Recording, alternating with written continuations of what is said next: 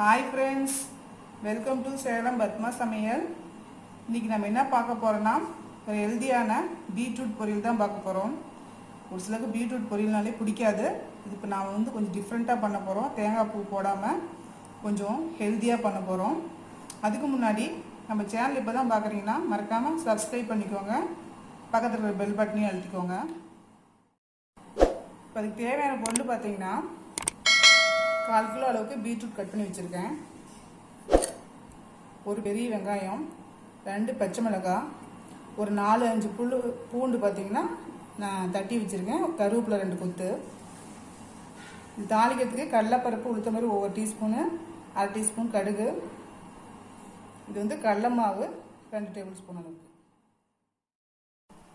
இப்போ பாருங்கள், நான் ஒரு கடாய் வச்சுருக்கேன். அதில் 2 டீஸ்பூன் அளவுக்கு ஆயில் ஊற்றிக்கிறேன்.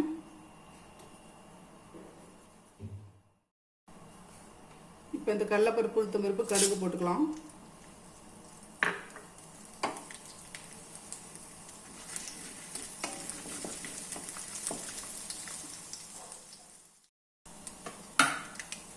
ஃபஸ்ட்டு பூண்டு போடுறேன்.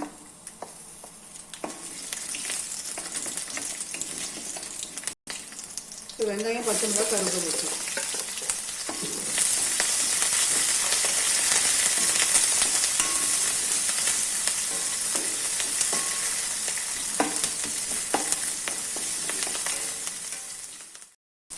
வெங்காயம் வதங்கிடுச்சு. நான் பீட்ரூட் போடுறேன்.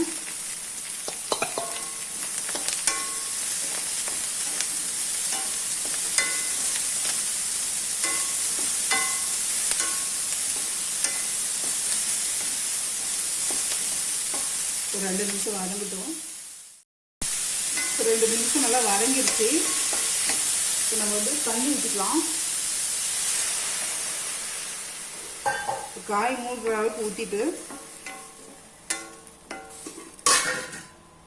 க்ளோஸ் பண்ணி வேக விட்டுக்கலாம். இப்போ பாருங்கள், பாதி அளவுக்கு பீட்ரூட் வெந்துருச்சு. நம்ம உப்பு போட்டுக்கலாம். இப்போ இந்த ஸ்டேஜில் ஒரு 1/2 டீஸ்பூன் அளவுக்கு போடுறேன்.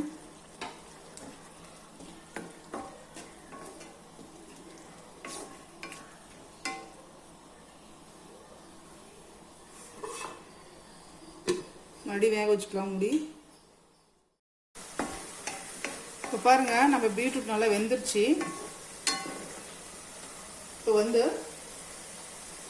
கடலை மாவு இருக்கு இல்லைங்களா, அதை அப்படியே தூண மாதிரி தூவி விட்டு மிக்ஸ் பண்ணிக்கிறது தான்.